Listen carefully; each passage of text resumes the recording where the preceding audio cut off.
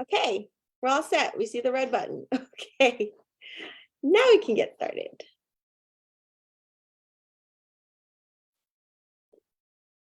Share my screen. Okay. All right, everyone sees my screen. Beautiful colors, people talking to each other as we are here to do. My name is Amina. I am the manager of community organizing with Vital Connections, and I have the honor of hosting our community conversation. And just a little overview of, if I can ask that we stay muted. Thank you so much. So a little bit of our community conversations. Community conversations are spaces where we bring together clinicians, health workers, advocates, community members, and community leaders to discuss different health-related topics.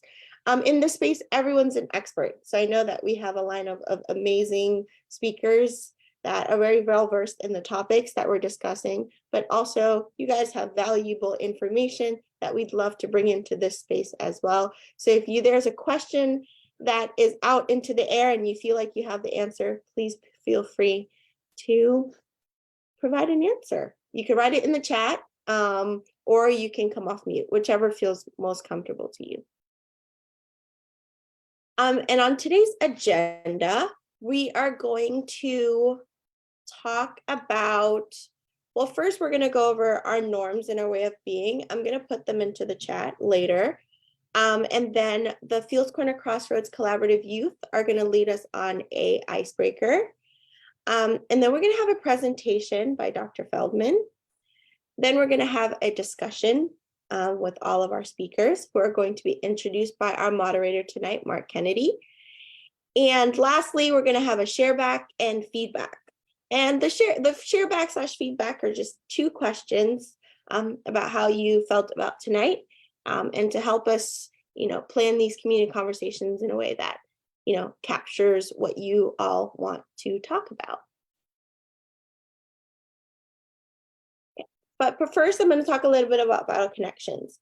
So Vital Connections is an organization that started during the pandemic, really centered around collaborative efforts and connecting different pieces and organizations cross-sectorially. So working with community-based organizations and also working with health systems to bring resources together in a way that community members can better access them. And because of this, we get the privilege and pleasure to work with a bunch of different organizations that do amazing work in the community. One of which we get to partner in hosting these community conversations, which is Fields Corner Crossroads Collaborative. So here are a few pictures from some of the work that we've done. We do a lot of work in the food space, so connecting community members to food resources, whether to receive them or to distribute them. And in terms of food resources, I really wanted to highlight our food resource guide tonight. So this exists on our website, and I'll share the link in the chat later. And the food resource guide is a updating list of food resources across Boston. So it's constantly updating, and it's available in 3 languages: English, Spanish, and Haitian Creole. So if you're ever looking for food resources in your area and you're not sure where to go, this is a great resource that you could utilize. And I'll share it in the chat a little bit. Excuse me, Amina, I'm not sure if it's only me, but I have not seen anything other than the cover slide. So if you've been advancing slides, I don't see them. Can everyone, hold on a second. Let's try this again. Okay, I'm gonna share one more time. Okay, are you guys seeing the first slide? I see the cover slide. Yeah, the cover slide, yeah. Okay, do you see the next slide? Here we go. Okay. Awesome. Okay, and the next one. Yep, there we go. Okay, this is how our food resource guide looks on our website. And I'll share the link later. As I said, it's in 3 languages: English, Spanish, and Haitian Creole. And it has food resources for all of Boston, and we're constantly updating it. And is this working now? So skeptical. Okay, so I'm going to hand it over to the youth of the Fields Corner Crossroads Collaborative, who are going to talk a little bit about themselves and lead us on a really fun icebreaker. Hi, everyone. I'm Sarah. I'm the Crossroads Youth Coordinator. Crossroads is 8 organizations that came together for the upward mobility of Fields Corner residents through a 3-year initiative funded by Children's. So I am going to pass it over to one of our Youth Council members, Imani, and she can talk a little bit about the work that the Youth Council does. Hi all, my name is Imani, as Sarah said, and I'm a part of the Crossroads Youth Council. We are helping our community through food distribution and many different workshops / trainings that have to do with leadership, community organizing, civic engagement, and also social justice issues. One of our biggest projects is our $100,000 participatory budget. We at Dot House have some general health questions. I will be passing the mic to another youth, George, to begin the questions. Hello, all of you. My name is George. My apologies.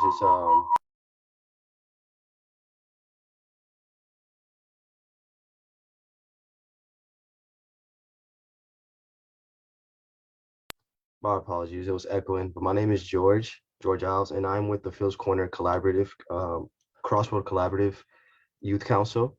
And I would like to start off our poll questions. The first question that I would like to ask is, how often is it recommended to see your primary care physician? And yes.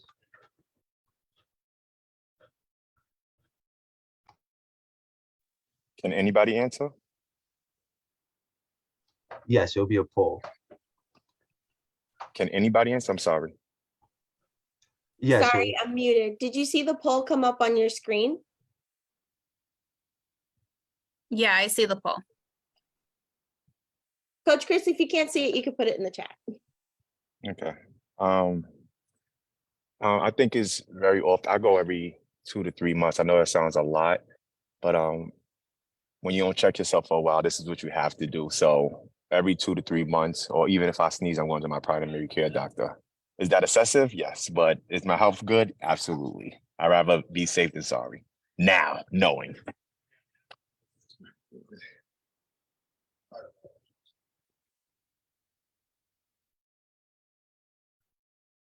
So the correct answers were at least every year, but that's what we wrote. It was people with chronic health problems can see their doctors at least every 6 months or every 3 months. But young adults should have a full physical every 3 years to make sure that they don't have any of those chronic health problems. So, Michael, you want the next question? So the next Introduce yourself. so my name is Michael Burns, and I'm with Crossroads Crossroads Youth Council. yes. And the next question is how often is it recommended to get an eye exam?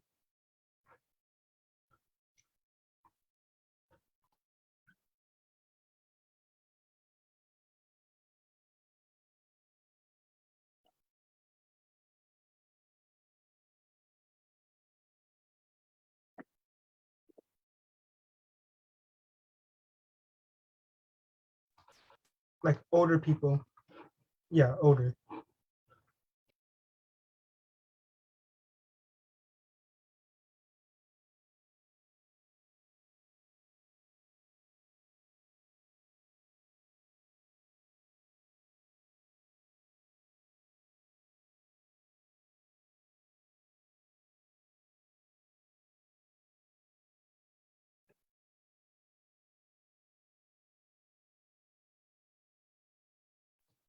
So the answer is every 2 years for adults, but it depends how bad or good your eyesight is. So if it's bad, it's every 3 to 6 months.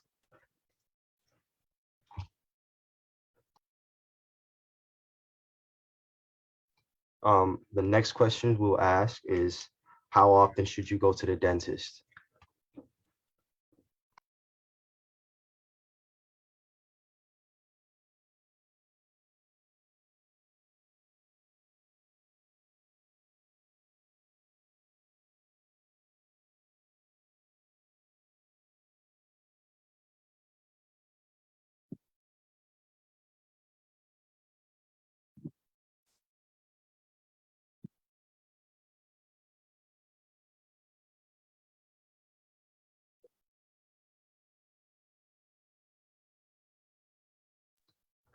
That is the correct answer. We did have that is recommended to go every 6 months, but some people have really tight schedules. So it's really good to go at least once a year to check in your teeth, make sure everything is fine. So yes, once or twice a year.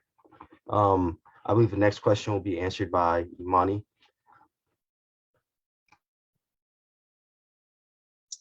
Hi, it's me again. I'm gonna be asking some true or false questions. The first one is, your mental health can control your physical health.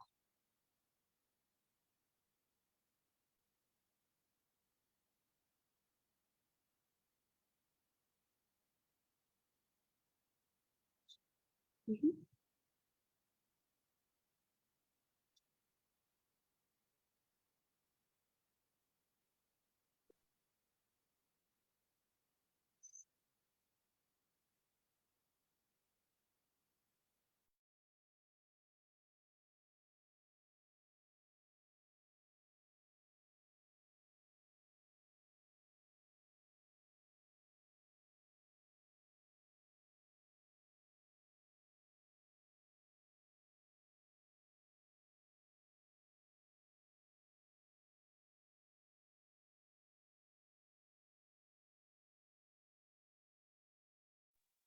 So as you can see, or the answer is true, your mental health is controlled by your physical health, because if you're not physically healthy, your mental well-being or your mental stability might weaken. I have another true or false. Being healthy is both mental and physical.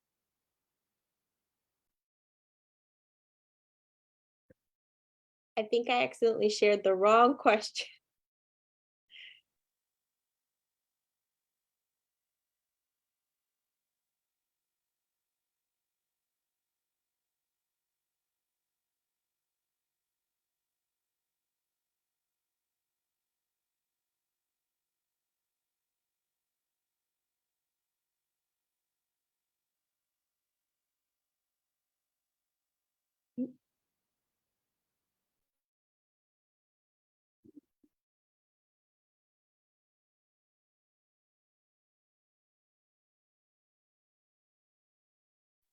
Well, that was not the question that I asked, but it is also true that your mental health can control your actions, because if you're not mentally stable or your mental health is not at the level it should be, you will not be able to perform correctly, or your behavior will be off than how it is usually or normally.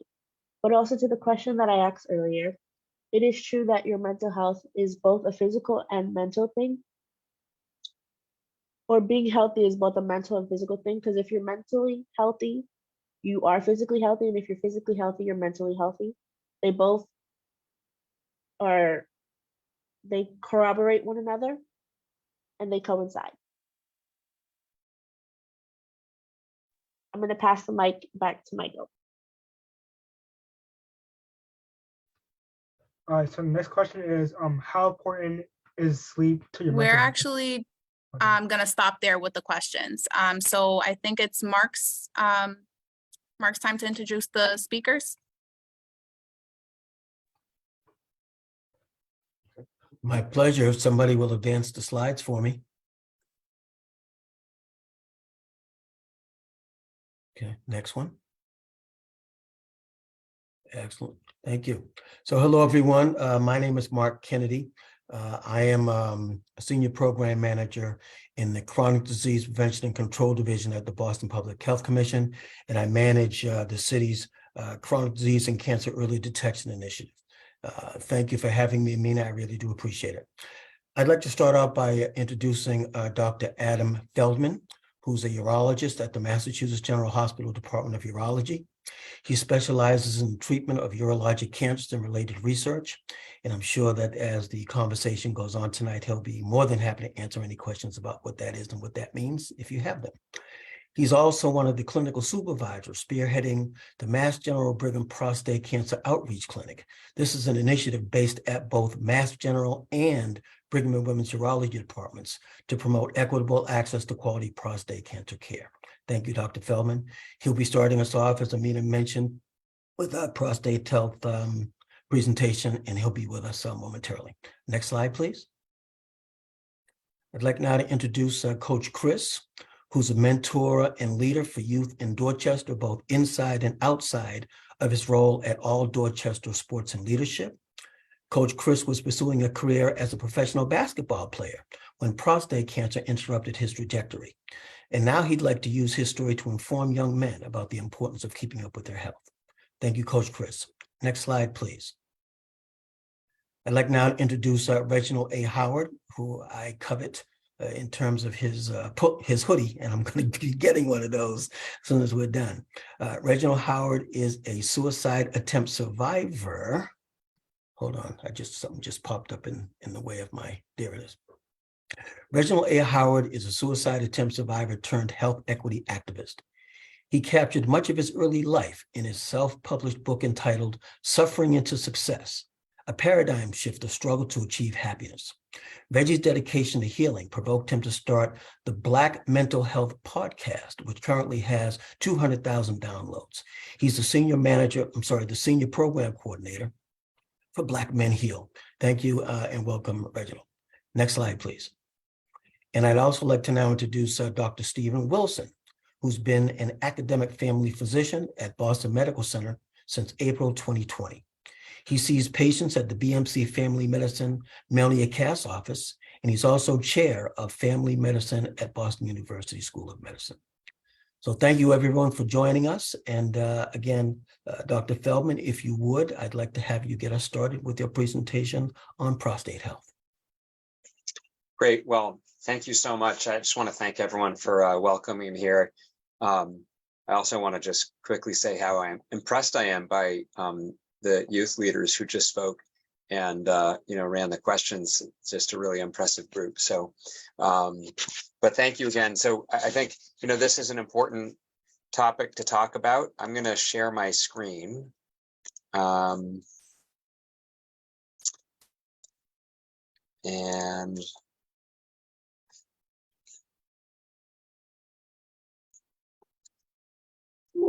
great. So can everybody see this okay? Yeah, looks good. Yes. Right. Okay. So, so we want to talk a bit about men's health, and there are a number of slides. I'm going to go, I think I have about 25 minutes or so. I think that's right. Great. Okay. So we want to talk a bit about men's health and really focus on prostate and prostate cancer and some of the aspects of prostate health, and then talk about some of the resources that are out there. So men's health is, as I think everybody on this call knows, really important. There are many different aspects. There's physical health. There's mental health, which is going to be addressed as well. Social health. These are all really important things in not just men, but people's lives in general. And so when we think about some of the focus areas in men's health, as you can see a list, I'm not going to go through each individual thing, but there are a number of things that men have to pay attention to as they get older. And what we're going to focus on are prostate health, and mainly really sort of prostate conditions, prostate cancer. And really urologists treat many of these other conditions as well. And that's sort of what a urologist is a physician who, focuses on these issues, in addition to other issues as well. But in men, these issues, in addition to kidney stones and some other areas in what's called the genitourinary system, so the kidneys, the ureter, the bladder, in men, the prostate, and then also the testicles. So these are all really important things.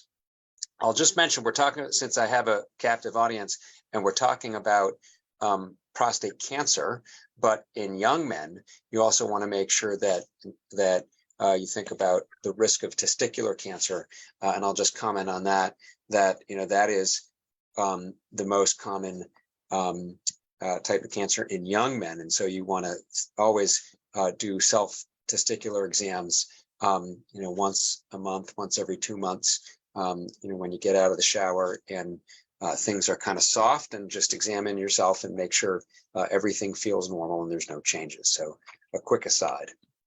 So let's just talk about the prostate and what it is. This is a picture of the pelvis, the male pelvis. This is the bladder. And the prostate sits underneath the bladder, and the urinary tract goes right through it and right out, through the penis, as we all know. And what is and so we'll talk a bit about sort of size and the shape and, and what it does. But this is why when you think about sort of men as they get older having some more difficulty urinating, it's because of where the prostate is. So it's a small gland, as I've mentioned, where it is. And what it does is the main function, it's a part of the reproductive system.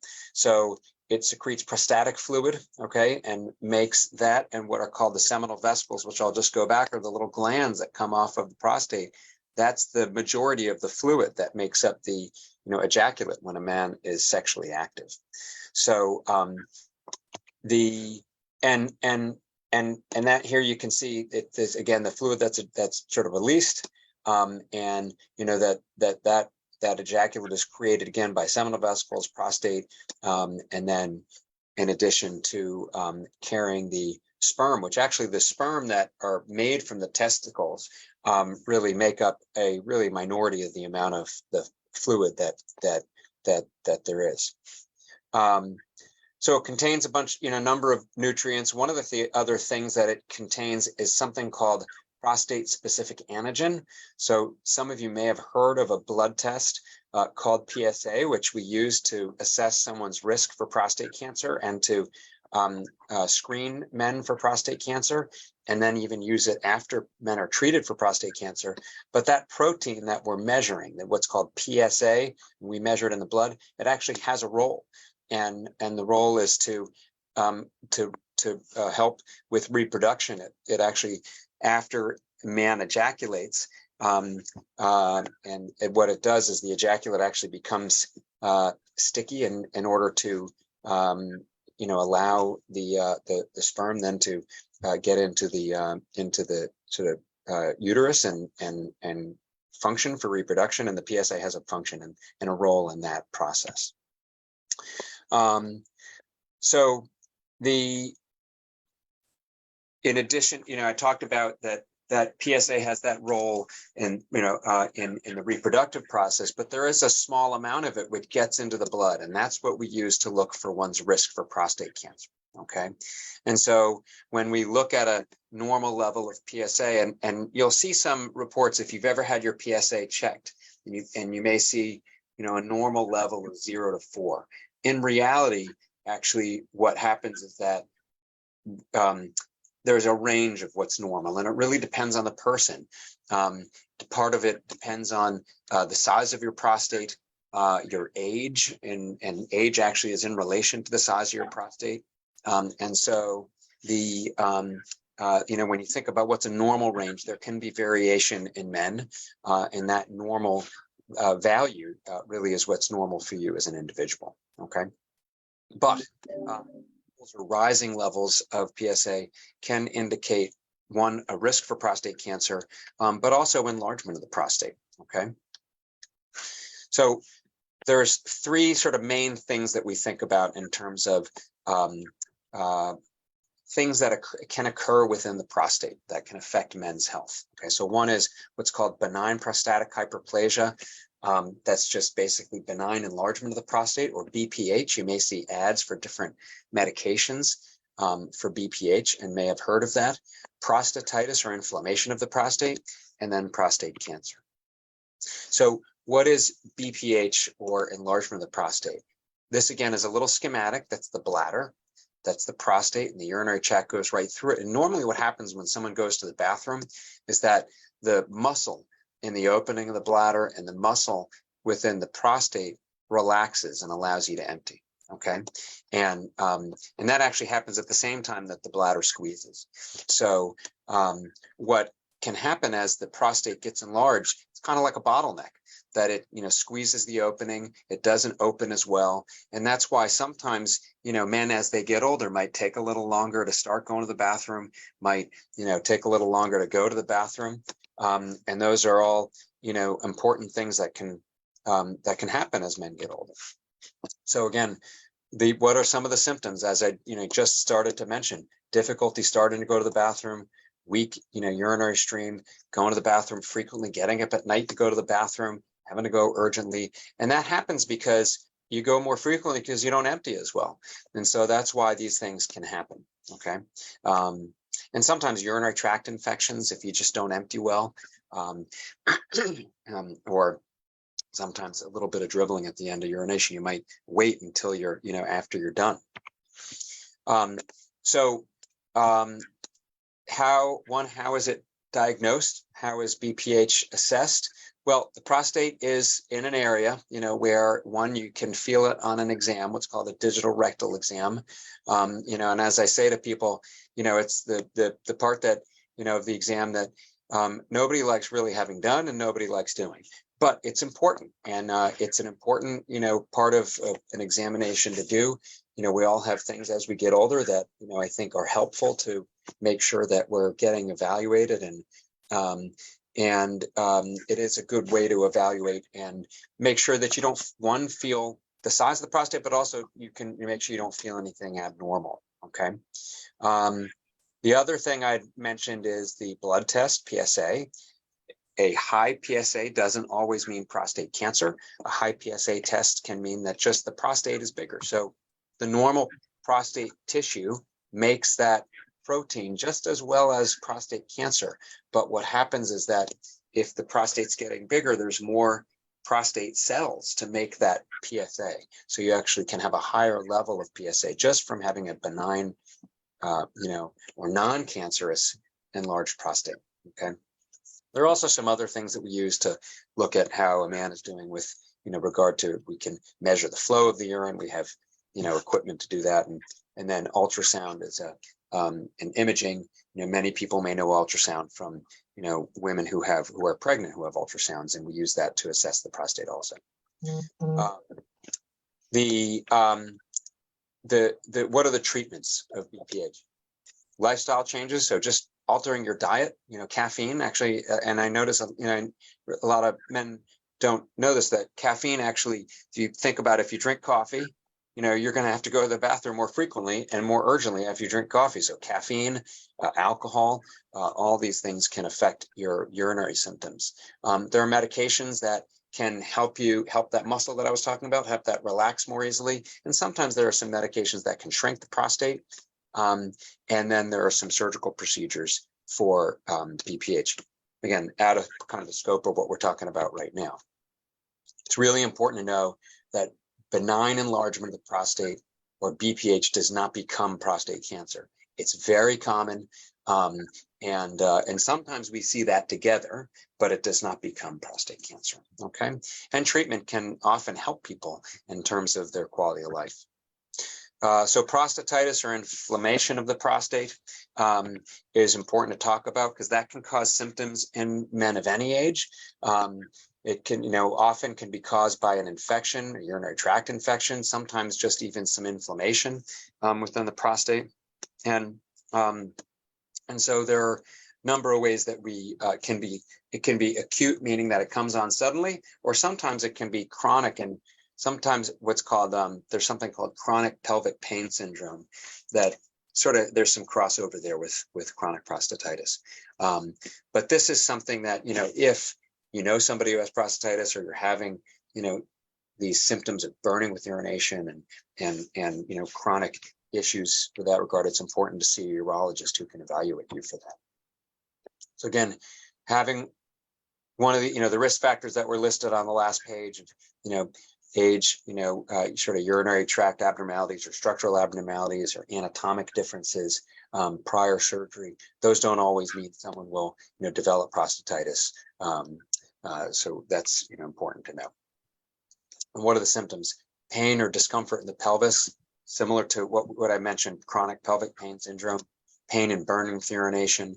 And I don't mean like, happening, long-term over time, but a change in your normal habits. Okay.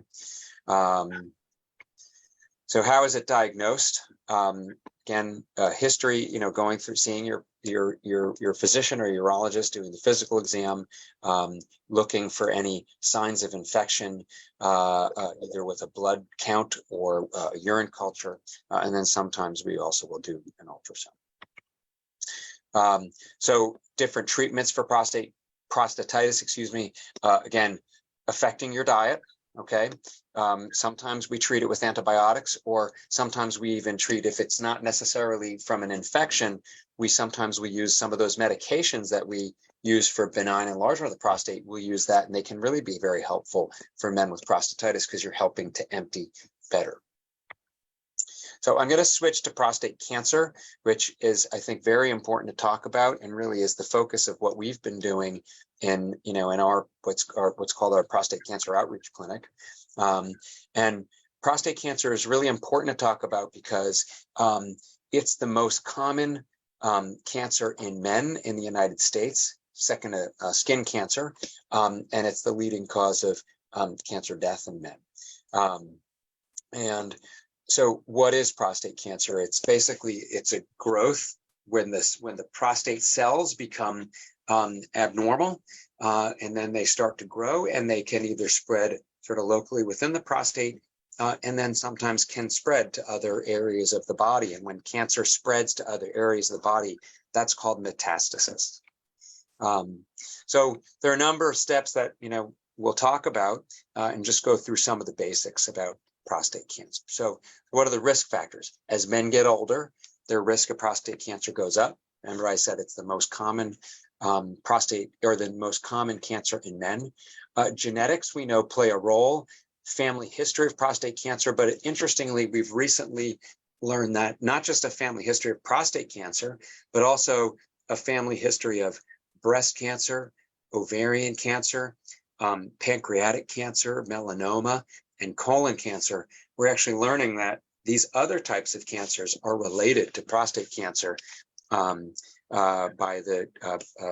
the genes that they share, and that can be a cause of prostate cancer. There are some other sort of less well-known causes, and also race and ethnicity, and some of that goes into genetics, can be a risk factor for prostate cancer.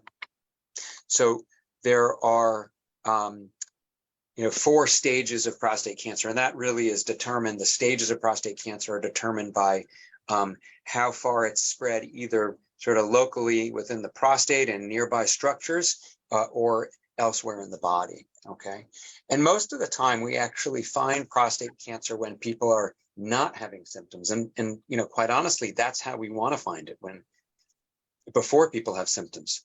And it's really important to say that because people, if they have symptoms, urinary frequency, urgency, the getting up at night, they'll be worried that they might have prostate cancer.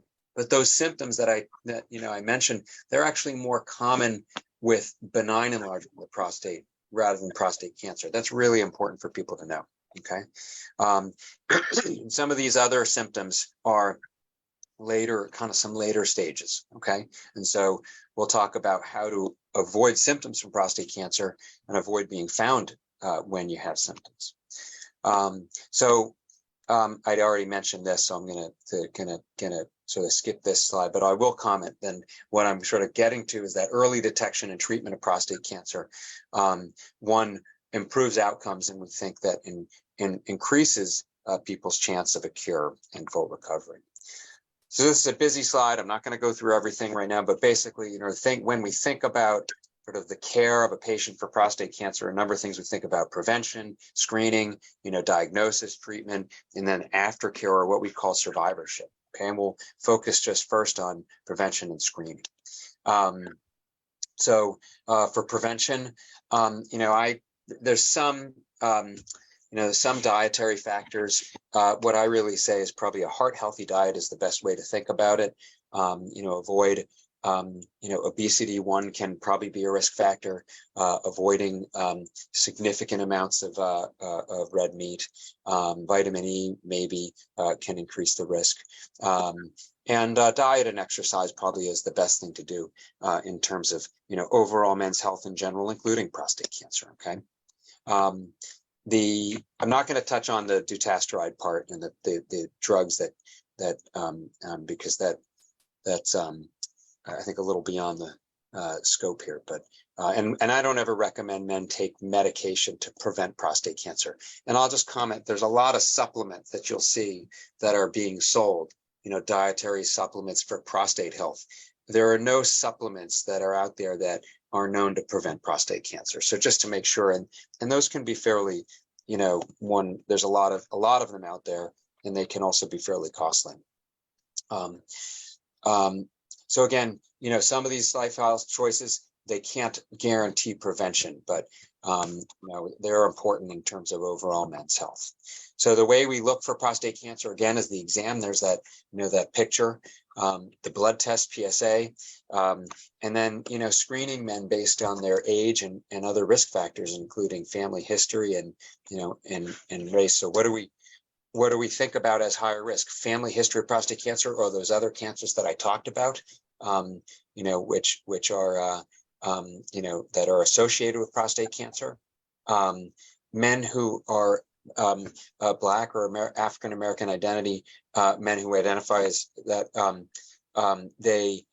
there is a higher risk for prostate cancer. And we'll talk about, it's a little bit complicated in the outcomes because there's a question of, are outcomes different because of some of the disparities in care, which we know occur and we all have to be very honest about, or some genetic differences, and it's not totally clear.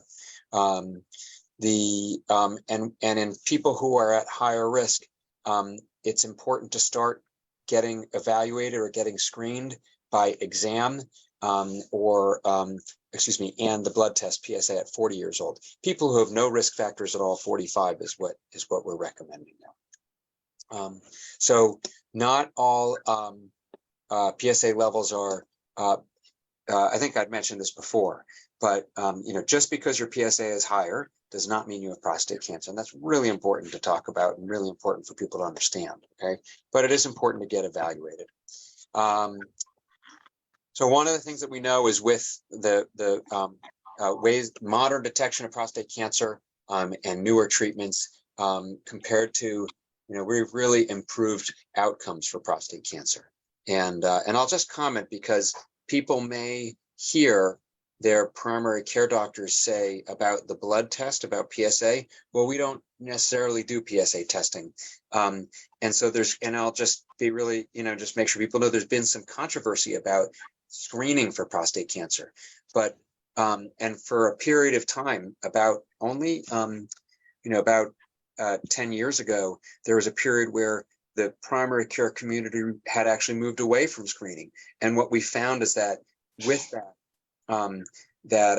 that actually men started coming in and presenting with prostate cancer at a higher stage and more advanced prostate cancers, and so we've really gone back to the primary care community, understanding that screening is important. So this is just an image of how we, assess for prostate cancer. It's done with a biopsy. And I'll make a comment that I'm just going to highlight and circle MRI. Prostate MRI is actually, we use that very heavily now in first evaluating a man for the possibility of prostate cancer. And that's because we can sometimes avoid the invasive procedures such as a biopsy. And we can then, if someone needs a biopsy, we can make that more accurate. Okay, so MRI is something that we really very much rely on in evaluating a man for prostate cancer.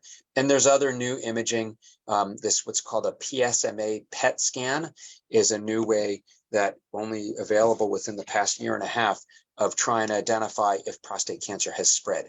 It looks at another protein made by prostate cancer cells to see if there's evidence that it's gone elsewhere in the body. So that we're really excited about that. So what are the different treatment, options for prostate cancer, and how do men respond to that? So one, it's really important to know not all men need treatment for their prostate cancer. So we do sometimes what's called active surveillance or watching it, and that's for less aggressive cancers. And then we monitor men over time. And if we see any change that indicates the need for treatment, then we can safely do that. So because it's the most common cancer in men, there are actually many men who may die with their prostate cancer rather than, be affected or die from prostate cancer. So that's one of the goals, is to try to say who needs treatment and who may never be affected. There's surgery to remove the prostate. That's what we call a definitive treatment or curative treatment. I would say the risk of, people always worry about the risk of urinary leakage or incontinence. That's pretty uncommon when done in modern sort of surgery. But any treatment does affect or can affect sexual function, and that's really important to know. The other main treatment for treating the prostate itself is radiation. Again, that's a curative or definitive treatment, and there can be some other sort of urinary and bowel side effects from that. Not everybody experiences side effects. Again, many people do very well. We treat a large number of men, and really many people do very well. And if you're found to have prostate cancer, it's important to go through all the risks and benefits of those treatments. There are some other treatments that are we use in prostate cancer. Hormonal therapy, which actually is a little opposite of it's not giving hormones, it's actually suppressing testosterone. Okay, and so that's actually one of the most important treatments for prostate cancer that has spread. And sometimes we use chemotherapy as well. That's really an advanced disease, or an advanced prostate cancer when it's spread elsewhere. Who's the team? Again, surgery, the urologist, or what's called a urologic oncologist, which is what I do.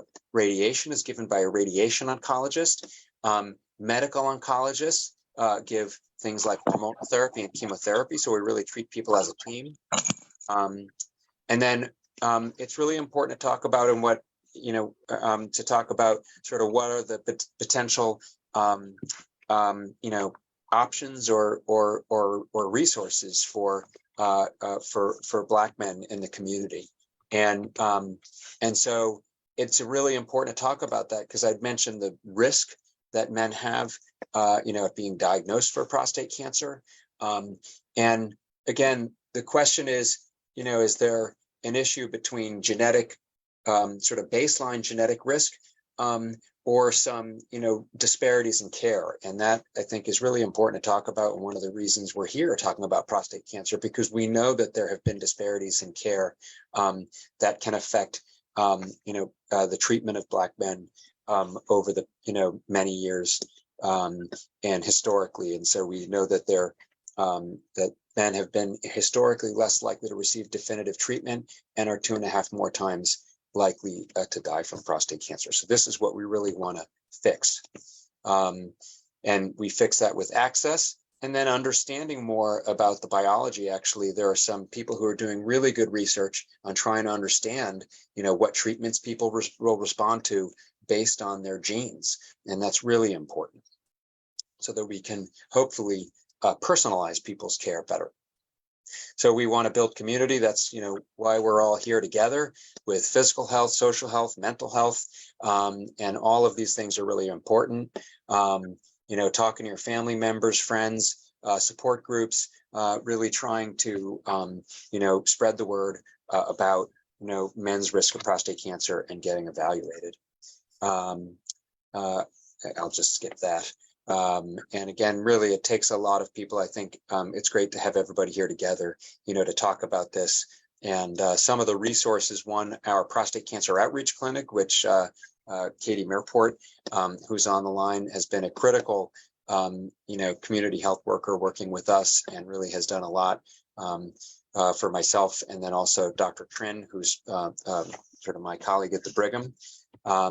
And then also AdmiTech Foundation is very involved in sort of helping to spread the word about prostate cancer. And then if anyone has ever heard of the Prostate Health Education Network, they're really a wonderful organization that helps to educate people about prostate cancer. And then there's some other collaboratives, but I'll just, I'll skip through this, but these are, this is who we are.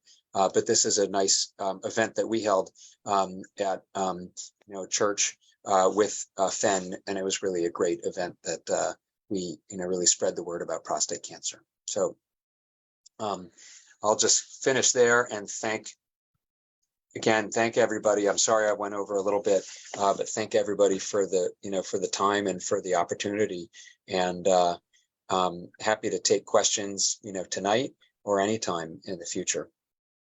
So really, it's an honor.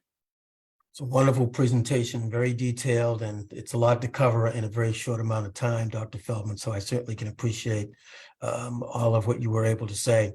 Before I pivot to Coach Chris to talk about his particular experience, again, if there is anybody that has a question or two for Dr. Feldman, the floor is open, please.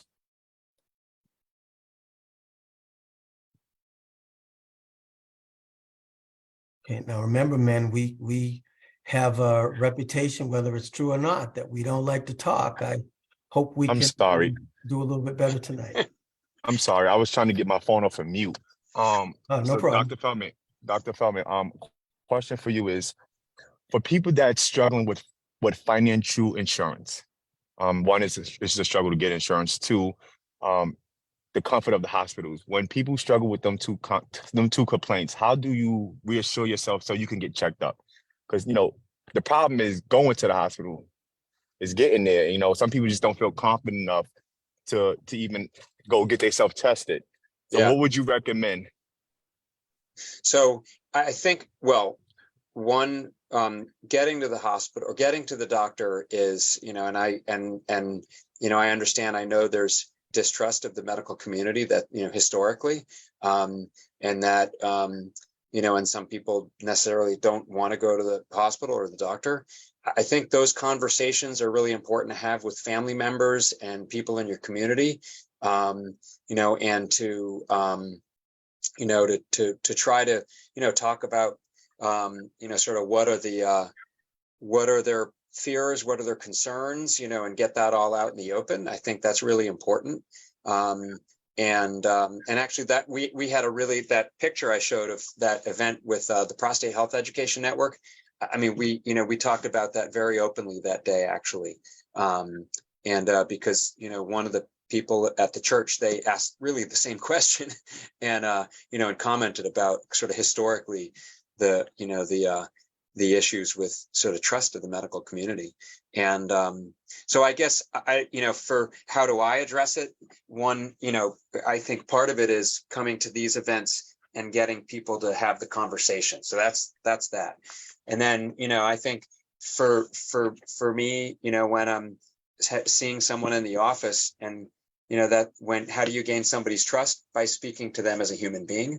That's probably the most important thing.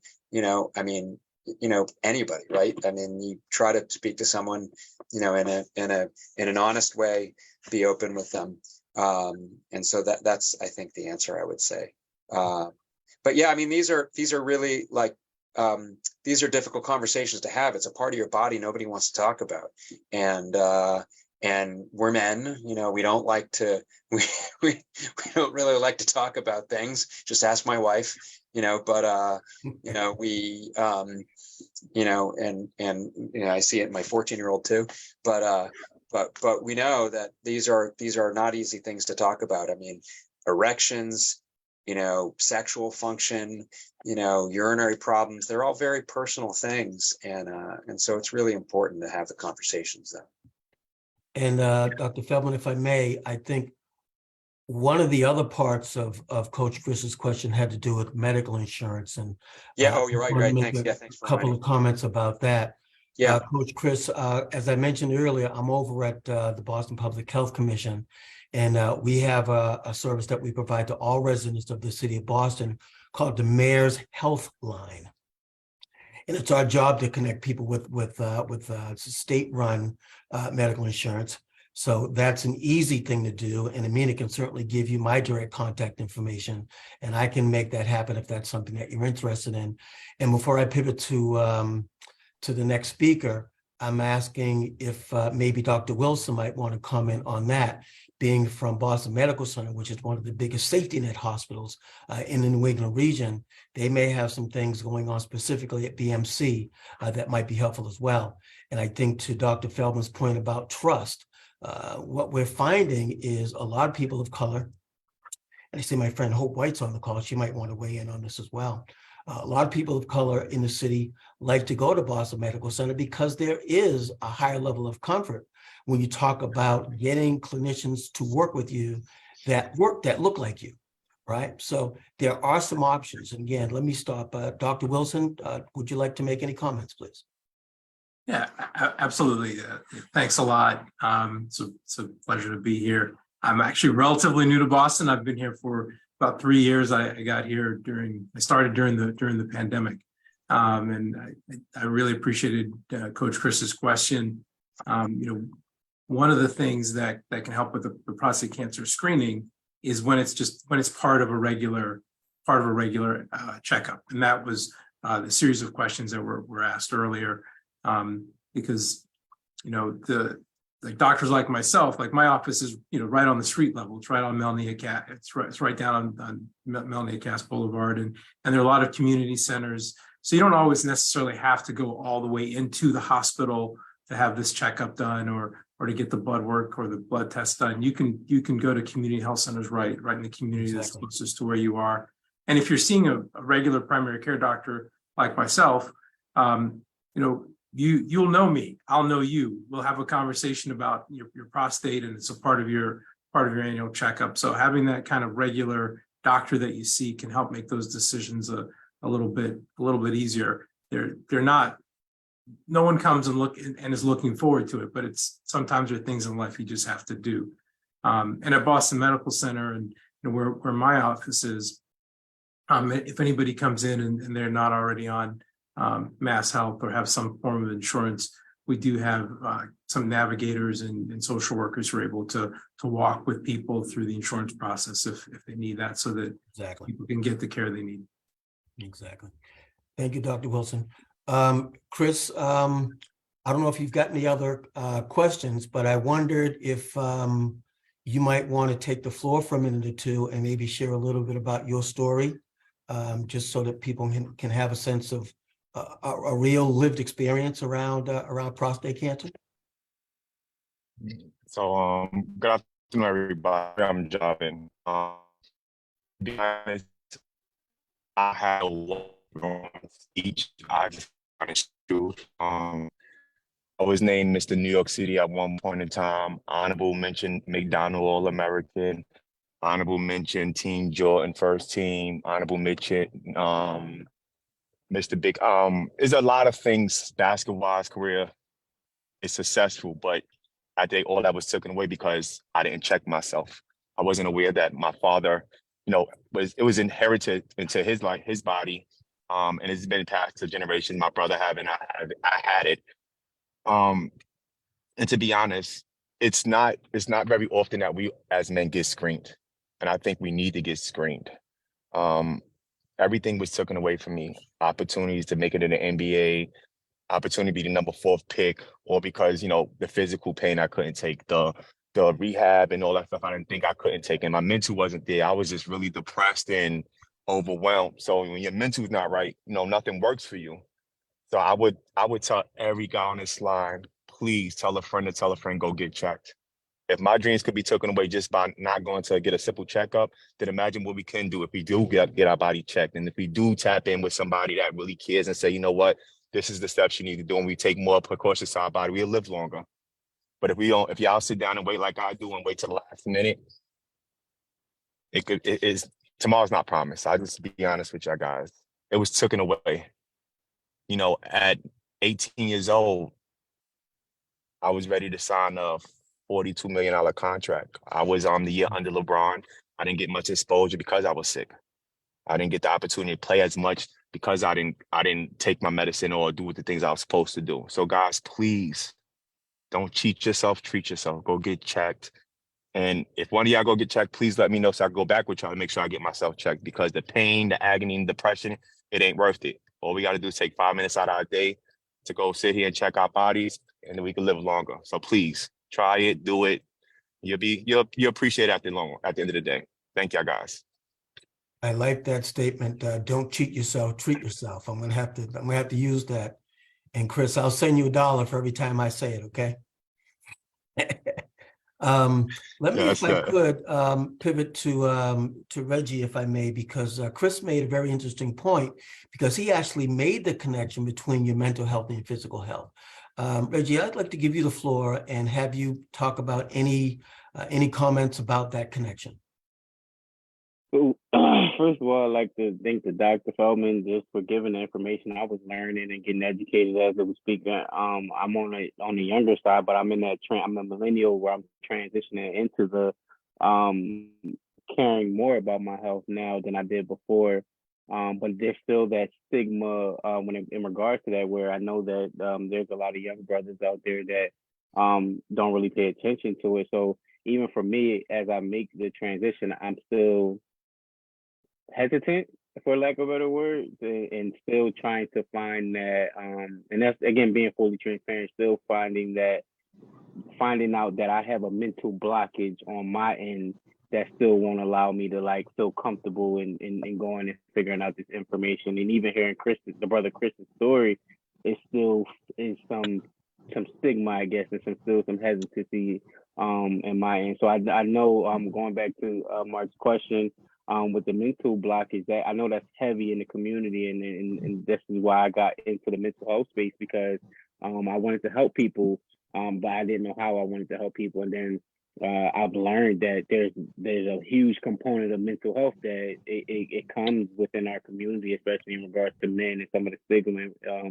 in certain issues, and especially in regards to our health. So as far as the question, I know that just from personal experience, mental health is so important when it comes to this topic, because if you can't even get past that mental barrier and that mental stigma, you will never get anybody to be able to go get to that next level of care and treatment.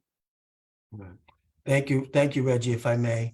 And let me tease out one small aspect, and Reggie, please come back and correct me if necessary.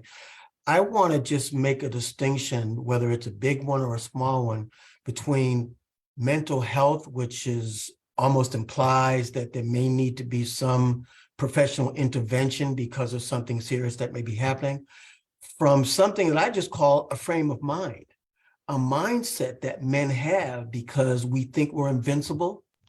We think that we don't need it. If we don't feel a symptom, we don't feel like we need to go to the doctor. We don't really take preventive health seriously. We talk about health as a reaction to something that we know is wrong versus something that we can do proactively to prevent something from becoming wrong later. There's a frame of mind issue on the short end of this, and there's a much bigger picture, as Reggie alluded to, on the long end of this. And I just wanted to make that statement. And if anybody wants to talk about that, react to it, please feel free. But I just want to make sure that people know men carry around this thing about what it means to be a man, right? We don't have full-blown mental health issues that require a professional intervention, but we walk around with things that still prevent us from doing the things that we need to do. Yeah, I wanted to add to that really quickly too, because you're so right. And I always talk to people when I'm being an advocate for mental health, like just replace mental with physical health. And so everybody has physical health. Like whether you got to put your nutrients in, you got to do good diet and exercise. Everybody has to take care of their physical health. And it's the same thing with mental health. When you talk about mental illness, then you got to think of it again with physical health. That's things like cancer and certain things at them extreme levels where you need a medical professional. But just physically just taking care of yourself or mentally taking care of yourself. One of the things I wanted to add to what you said was I learned that a lot of the things to the identity of being a man is because I had to figure those things out. And I have 2 sons of my own, and now I get to model it for them, but I'm modeling for them something I never had. So I'm still learning as I'm teaching, and it becomes a generational thing where you got to redefine what it is to be a man when it comes to like taking care of yourself and being so rough and rugged and, you know, being a little bit more gentler with yourself. Like I go to the gym, like I hit the gym, I make sure I hit the gym, but that don't mean I'm going to, you know, make that them checkups, and my glasses is 3 years old right now, 3-4 years old, and going. I only got them because I had to, as opposed to like, you know what, maybe my vision might have got a little worse over the years, and I should go get checked. I'm still not in that process of modeling because I never had that in front of me to teach me. Right. And again, I just, go ahead. I'm I'm sorry. sorry. Go ahead, I Chris. just wanted to say this. I just want to say this quick fast. At first, when I found out my illness, because I was getting the sharp pains in my stomach and my testicles, and boy, do that hurt.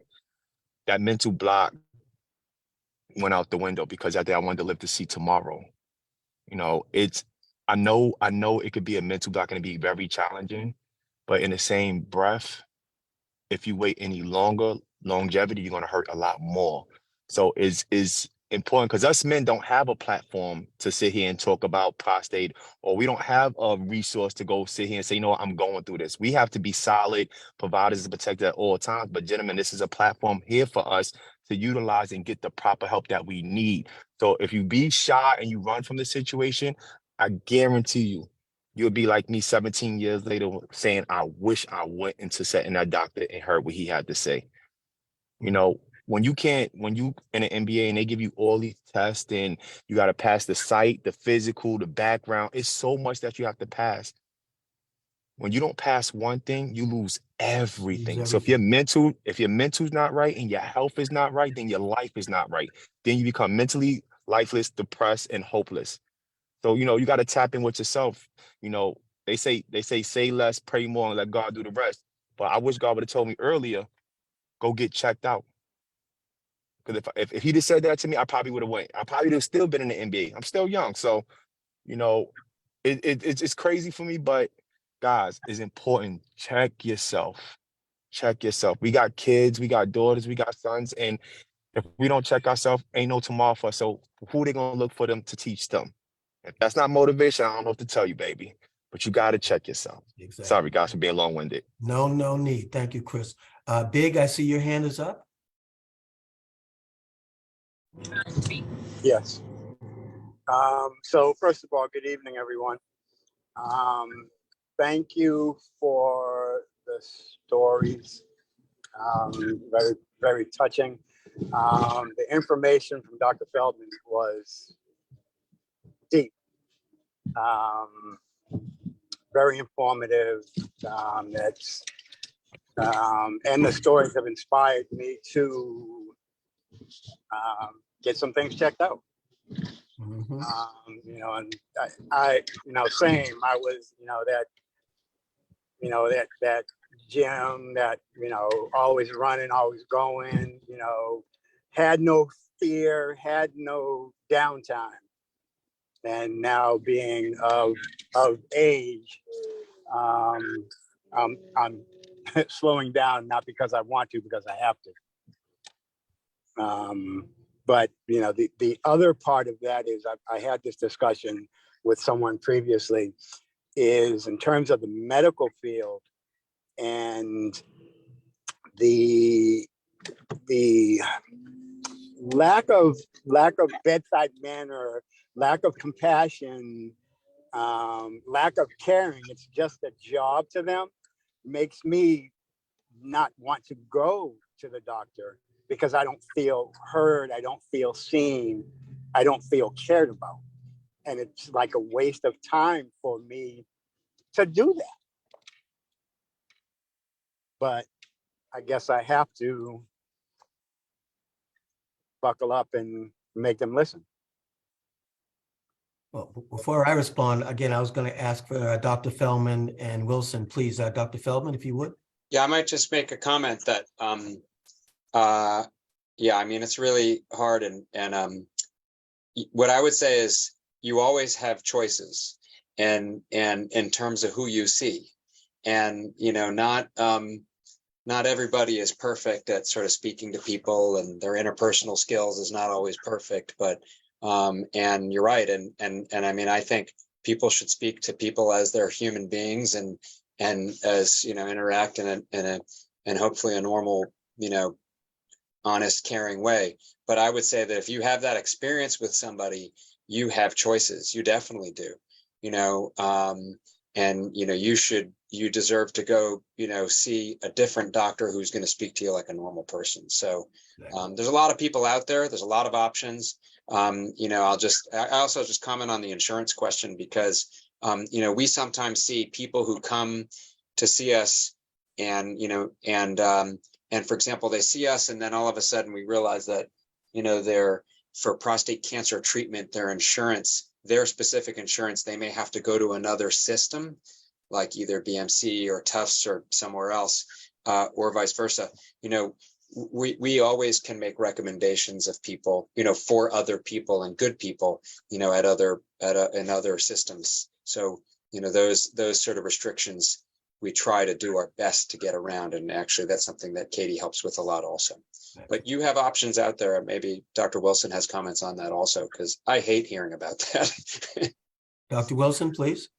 Yeah, Big, I'm sorry that's been your experience, and hopefully it doesn't have to stay like that. One of the things I see patients, and as part of what I do, or the other part of what I do is I'm the chair of the department.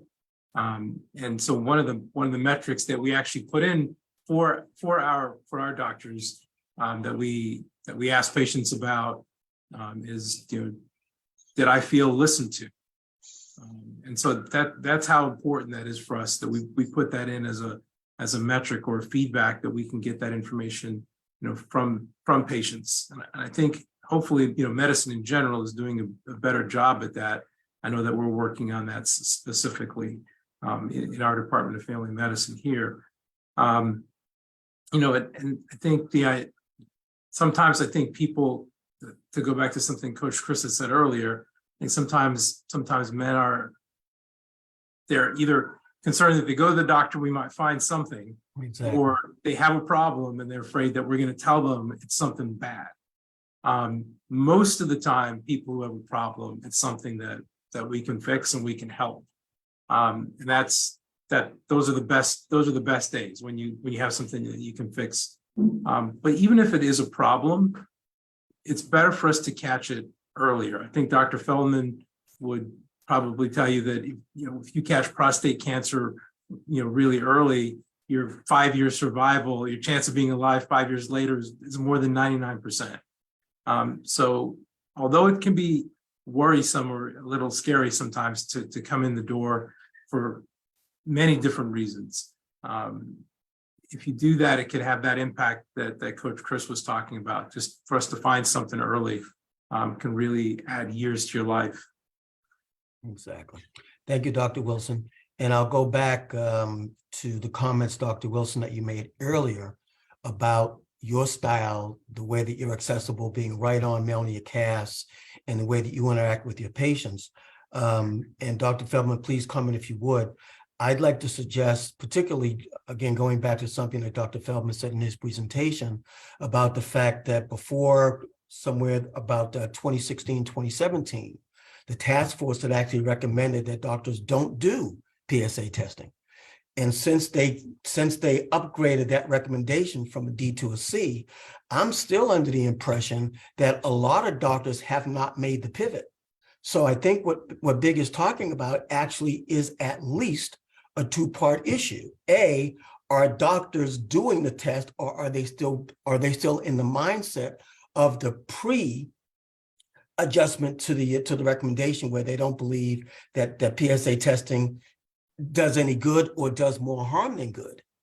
You have to at least get a doctor to talk about doing the test before you get any indication about what their quote unquote bedside manner might be, right? So my question is, well, let me rephrase. What I like to do when I'm doing my work at the commission is I'm pushing toward a level of standardization.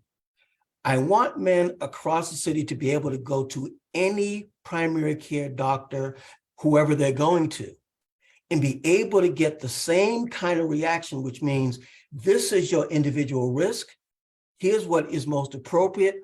Let's talk about it. Right, but there are too many gaps between what doctors do versus what they don't do before we even get to cultural issues or bedside manner or patients being heard. So there are lots of things in the system, right? There are lots of things with the guys, right? So this is multifactorial, as we obviously know. Let me stop there and ask Drs. Feldman and or Wilson if you want to make any comments. Well, I think on the primary care side of things in family medicine, the idea is to do a little bit of what Big was talking about, is to actually talk to men and say, hey, this is your prostate, this is the situation, these are your risks. So there are actually prostate risk calculators. Exactly. And we can actually tell people, what their risk is of prostate cancer. Some men come in and they may want to get screening maybe a little too early, or they may not have any symptoms, and we have that conversation with them, and they might say, well, you know what, maybe I'll wait. Or then some men come in and they don't want to have the prostate cancer checked for different reasons. It could be maybe they're afraid to find out what it is, or they had a bad experience, or they have a family member who had a bad experience. But the focal part of the prostate cancer screening starts with the discussion. So that what I don't like to do is I don't like to just add a test onto a bunch of other labs, and then the man is surprised. Hey, what's this about? Why was this drawn? I like my patients, especially my men patients, because we're talking about prostates today, to know what tests are being run, why they're being run, and what we're going to do if they come back abnormal. Mm-hmm. Dr. Feldman? Yeah, I might just comment on, you mentioned the, and I sort of glossed over it, but the Preventive Services Task Force, which is sort of our national organization that says, should they screen for a cancer or should we not screen for a cancer? There was controversy about mammograms also years back. Exactly. And it was around, and historically, even when I was in medical school, there was controversy. Should we screen men for prostate cancer? Shouldn't we? And there were two studies, that one in the States and one in Europe, that really tried to address this question. And the one in the States actually was, I think there was just some differences in interpretation of sort of what the results were, why the national task force basically said we shouldn't even discuss it and shouldn't screen. And the other thing, the European study actually was done, showed that there was an improvement in survival, but you had to treat a lot of men. And what it also didn't take into account is that, now we do a lot of surveillance where we say, well, listen, we used to treat everybody, but maybe there are some people that don't need treatment and can avoid some of the side effects of treatment, because we don't want to discount the side effects of the treatment potentially. And then that was around 2011 they said, don't do PSA testing. And then it was around 2018 that they said, well, we really have, seen that there's been a shift when we're not doing testing, that people will present at a higher stage. And we've seen that. And so and it's not test everybody. It's actually, the recommendation is have a discussion. Talk to what's your risk, have a discussion about the risks and benefits of testing. And, I see it even in, I had a conversation with, my own cousin who, said, oh, well, my doctor, even now, this was like a month ago, said, my doctor says we don't do that. And, so it does take a little time for people to start accepting it again. And so there are differences in opinion. And I think the most important thing is having conversations like these with people, to say you should ask your doctor about screening for prostate cancer. I mean, those are the most important things. And one of the things, Dr. Feldman, if I could, to build on what you said, is the original study that led to the recommendation against prostate cancer screening had less than 4% of African-American men or other high-risk men. So remember, even when the task force made the adjustment, they were really specific and clear about saying these recommendations are for average risk men. Yeah. But high risk men, something else needs to happen. And what we're talking about, again, to Dr. Wilson's point as well, talk to your doctor, make an individual assessment of what might be necessary for your particular situation. And Dr. Feldman, in your slide deck, you talked about the ages of screening. You talked about 40 if you're at higher risk, 45 if you're average risk. Those are the years where we do what we call baseline testing, right? Yep. Get the first one before you turn 50, and then let the results of the test dictate what you and your doctor do going forward. So all these things about race and whatever have you will inform your decision to get the screening.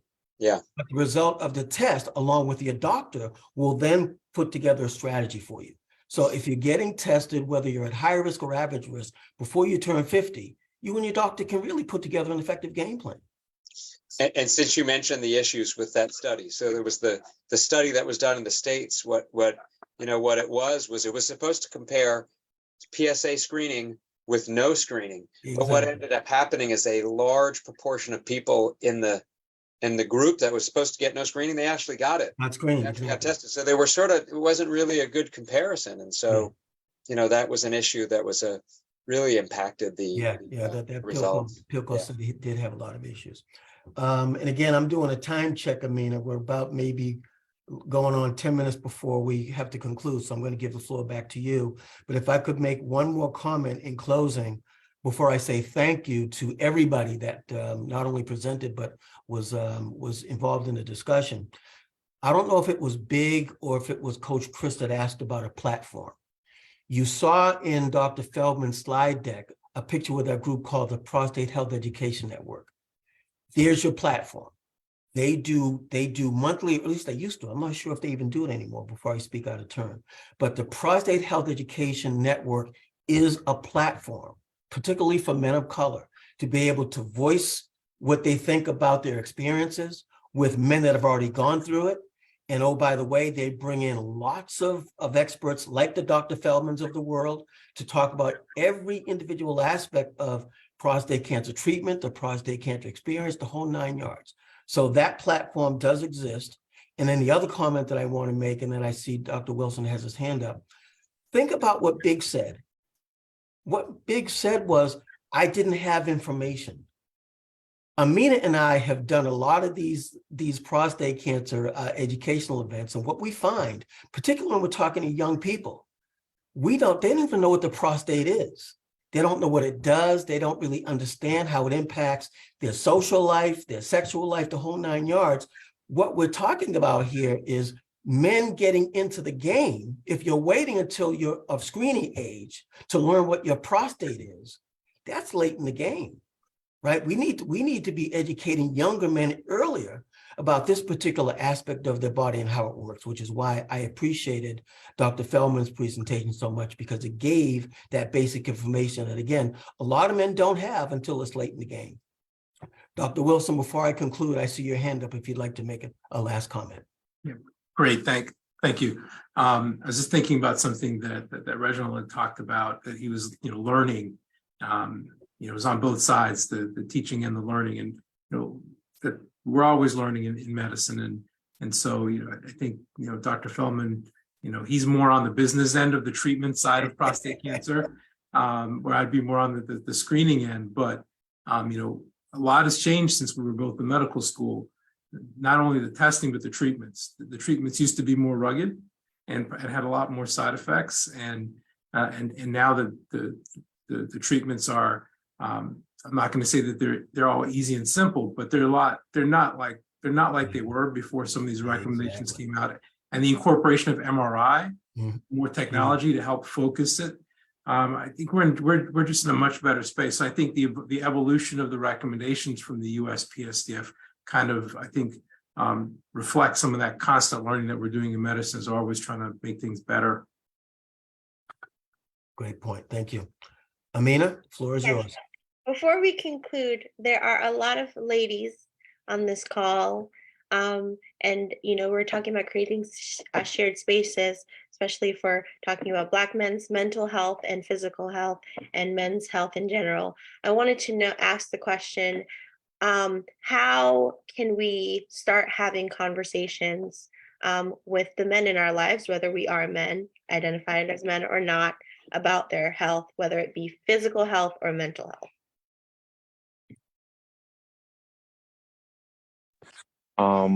Sorry. I think you have to sometimes I think the way I did it, Ms. J did it. She took me out to dinner and she put me in a different environment. And we talked about the trials and tribulations, the challenges, and she showed me she was more supportive than I was supportive of myself. So behind every strong man is a real solid woman. So it's about the communication barrier that you have with your spouse. And, you know, if you're that spouse, you can open that conversation by just having multiple conversations about anything and just slide that right in there. And it works. Jay did it to me and I fell for it, but I'm glad that I'm in a better place now because now I've been through it and I can tell somebody else about my story and I lived through it. So some people hear about colon cancer, they be like, you know, you're not going to make it. My wife's like, boy, you're going to make it. Anything else? And, you know, you got to make your spouse feel comfortable with the surgery, after the surgery, and it still goes on. It's just not a right then and there and then stop once it's done. It's a consistent thing, a day-to-day basis. I'll follow up and say for us as an organization and with Black Men Health and mental health is the way a lot of the people that come to us, a lot of the brothers that come to us, it's from referrals of women in their lives. And so I think having that space available to them, like introducing spaces, and then that modeling piece that I spoke of earlier with having someone that look like you sharing, it automatically makes you think. And I see in the comment that someone said that their husband's on the Zoom and he's enjoying it. Just having that introduction into the space. And so even with a conversation like mental health, something where there was never a space to talk about it, now it's like, all right, my wife can introduce my friend or so on and so forth. And you can keep that ball rolling by having those spaces that looks like you and they talk like you and they can address it in those manners and the language that you understand. Excellent. Goes back to that frame of mind comment that I made earlier. Men, don't self-edit your woman out of your life in this particular regard. Don't assume that she's not going to be supportive. Don't assume that you can't talk to her. Flip that around, okay? Let her be the support because she'll be there for you if you let her. Let it happen. Thank you. We're running up on time. This was such an amazing conversation. It was rich, it was honest, it was full of information. Thank you, Doctors Feldman and Wilson. Thank you, Reginald. Thank you, Coach Chris. And thank you, Mark, for your amazing moderation, as usual. I'd like to just launch the last two polls just to see where we are now that we have had such an amazing conversation. There are only two questions. How are you feeling? And what do you want to talk about next?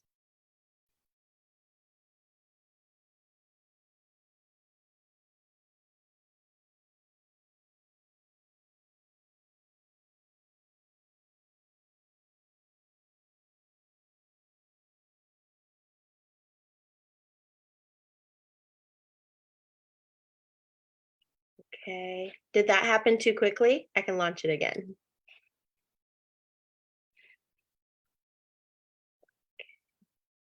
Hold on. Well, I guess I can't. But I will also send a feedback form with some of these questions as well. Again, thank you so much for joining us. I will follow up with all of the resources that was shared in the chat. There was a lot of amazing links that got dropped in there and also a lot of amazing responses to questions. And thank you all. I hope you have a great night. And the recording is going to be on our website, but it'll also be on Facebook if you want to share it out with people in your life. Okay, thank you. Thanks, everyone. Bye. Have a great night. Great. Have a great night, everybody. Thank you, Amina. Thank you. Be blessed. Thank you. Have a blessed night.